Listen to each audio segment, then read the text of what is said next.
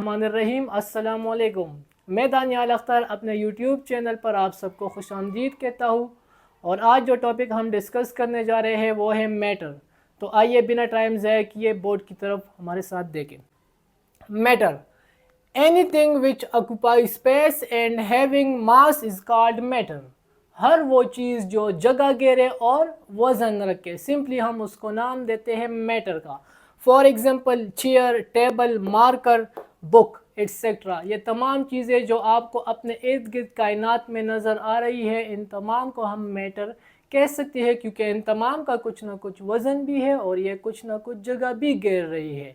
यून के हम अगर अपने आप को देखें, अपने जिस्म को, या बाकी जानवरों के जिस्म को, या फिर हम प्लांट्स को अगर देखें, तो ये तमाम भी मैटर है, क्योंकि हम सब का भी कुछ ना कुछ वज़न है और कुछ ना कुछ जगह भी हम घेर रहे हैं। नेक्स्ट है substance, pure matter which has different characteristic properties from other piece of matter.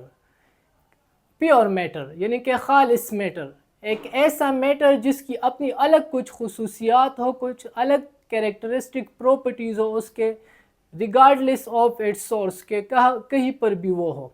For example water, oxygen, hydrogen. दुनिया के किसी भी कोने में अगर हम पानी को देखें, अगर हम हाइड्रोजन गैस को देखें या फिर ऑक्सीजन गैस को देखें, तो इन तमाम की प्रॉपर्टीज़ हर जगह पर बिल्कुल एक जैसी होती है।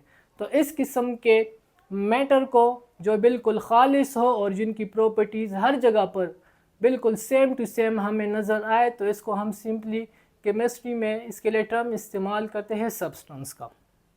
नेक्स्ट है mass, the quantity of matter present in an object is known as mass.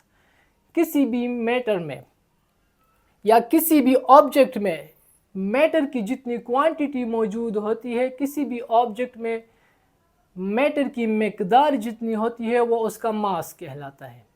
For example हम सेम साइज़ का एक पत्थर लेते हैं और उसी साइज़ का हम लकड़ी लेते हैं, तो लकड़ी को अगर हम देखें तो उसका मास कम होता है और पत्थर उसी साइज़ का उसका मास ज़्यादा होता है, यानी कि उसका वज़न ज़्यादा होता है। क्यों?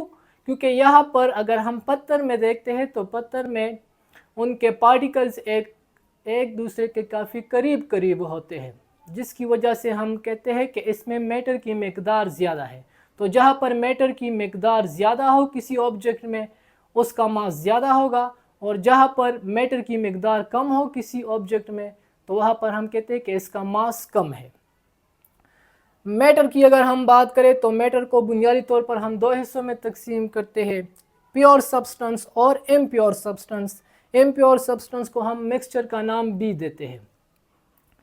प्योर सब्सटेंस की अगर बात करें तो इनको फिर मज़ीद हम दो हिस्सों में तकसीम करते हैं, एलिमेंट और कंपाउंड। जबकि अगर हम बात करें इम्प्योर सब्सटेंस यानी कि जिसको हम मिक्सचर का नाम देते हैं, तो उनको भी हम दो हिस्सों में तकसीम करते हैं।